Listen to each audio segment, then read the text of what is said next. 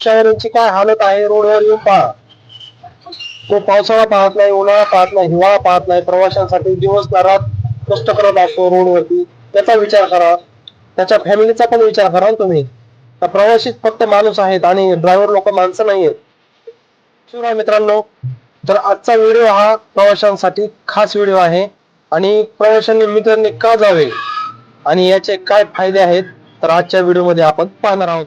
Kilometre साठी 25 रुपये आहे आणि त्यानंतर पर किलोमीटर जो तिथून पुढे तो 17 रुपये. याच पद्धतीनं भाडं आकारलं गेलं पाहिजे. त्यापुढे या सगळ्या ब्रिजवर या स्टेशन परिसरात प्रवाशांच्या निदर्शनास येईल अशा पद्धतीनं हा जो रेट कार्ड आहे परिवहन खात्याने तुम्हाला जो दिलेला आहे तो या ठिकाणी लावण्यात याच पद्धतीनं आपण प्रवाशाकडून भाडं आकारायचं आहे. या व्यतिरिक्त कुठल्या प्रवाशाची जर आमच्याकडे तक्रार आली तर निश्चितपणानं त्याच्यावरती कायदेशीर कारवाई पाहिला असेल तुम्ही की पहिल्या 1.5 किलोमीटर साठी 25 रुपये रेट कार्ड आहे आणि नंतरच्या 1 किलोमीटर साठी 17 रुपये किलोमीटर रेट कार्ड आहे. तर आम्ही प्रत्येक पहिल्या दिवसापासून बोलत आहोत की मीटर प्रमाणे द्या, मीटर प्रमाणे द्या प्रवाशांसाठी सुद्धा. आणि ओला, उबेर, रॅपिडो ज्या कंपन्या आमच्यावर जो कमी रेट लावत आहेत त्याचं काय साहेब, त्याविषयी सुद्धा काहीतरी विचार करा, काहीतरी बोला. किंवा तुमच्या हातात नसेल तर कमीत कमी सरकारला तुम्ही बोलू शकताय ना की आम्हाला हा रेट रिक्षावाल्यांना परवडत नाही. हा रेट जो आपला आरटीओ मान्य जो सरकारी रेट दिलेला आहे तो भेटत नाही त्यांना. याविषयी तरी थोडस बोला. तर प्रत्येक ठिकाणी रिक्षावाले चुकतात, रिक्षावाल्याचीच गलती असते. हा, मी असं समजू शकतो की काही 5-10 लोक असतील असे की जे बळजबरीने प्रवाशांना लुटतात, हे करतात. पण प्रत्येक जण तो असा नसतो. विषय राहिला प्रवाशांचा मित्रांनो, तर प्रवासी काय करतात की मित्र म्हटलं की नको म्हणतात, आम्ही ओला, उबेर, रॅपिडो प्रमाणे बिल देणार. म्हणजे ओला, उबेर जी कंपनी आहे ती सरकारी कंपनी आहेत का, या प्रायव्हेट कंपन्या आहेत, या बाहेरच्या कंपन्या आहेत. आणि इथल्या प्रवाशांमध्ये आणि ड्रायव्हर लोकांमध्ये वाद लावण्याचं काम पण ह्या कंपन्या करतात. चांगलं पाहत नाहीत या कंपन्या. तर ह्या कंपन्या ड्रायव्हर लोकांसहित प्रवाशांनाही लुटतात.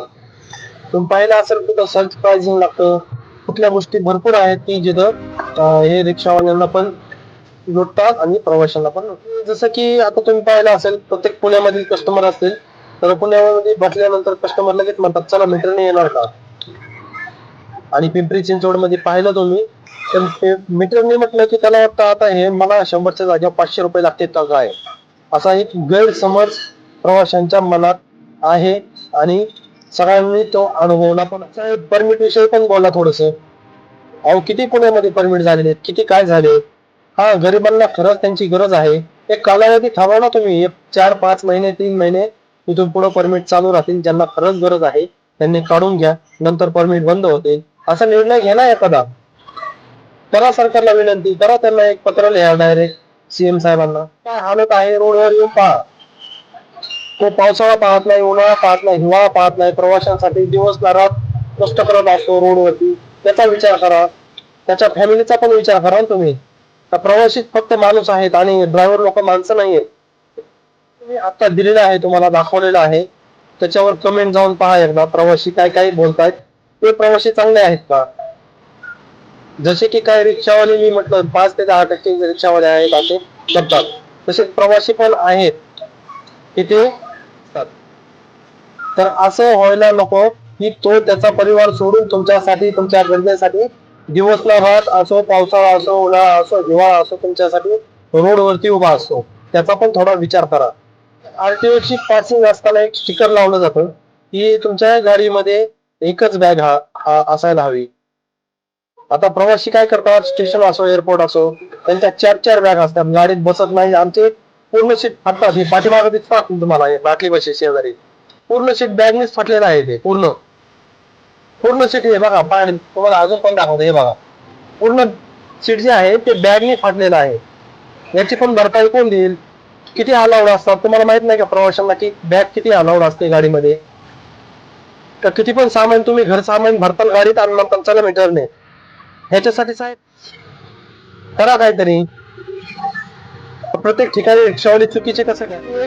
सरकारी जे रेट कार्ड आहे तुमचं ते प्रत्येक रिक्षावाल्यांना द्या, तुम्ही कॅब वाल्यांना द्या की तुमचा रेट हा आहे आणि हा आरटीओ मान्य आहे आमचा. त्याच्यामुळे या रिक्षामध्ये जर बसला तुम्ही तर मीटर प्रमाणेच जावे लागेल तुम्हाला.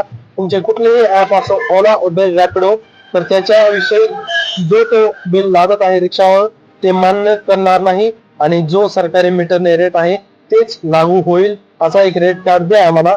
आम्ही प्रत्येक रिक्षावाल्यामध्ये लावू पण आणि कस्टमर मध्ये प्रवाशांमध्ये आणि ड्रायव्हर मध्ये रिक्षा चालक असेल किंवा कार चालक असेल यांच्यामध्ये वादविवाद होणार नाहीत. त्याच्यामुळे आम्हाला एक रेट कार्ड जरूर. तर चालक असतील किंवा प्रवासी असतील त्यांना जर व्हिडिओ खरंच आवडला असेल आपला आणि तुम्हाला जर वाटत असेल आपल्या शहरामध्ये खरंच मीटरनेच प्रवास असायला हवा तर आपल्या चॅनलला एकदा शेअर करा. चॅनलवर नवीन असाल तर चॅनल सबस्क्राईब नक्की करा आणि फॉलो करायला पण विसरू नका मित्रांनो. तर धन्यवाद. भेटूया अशाच इंटरेस्टेड माहितीसह.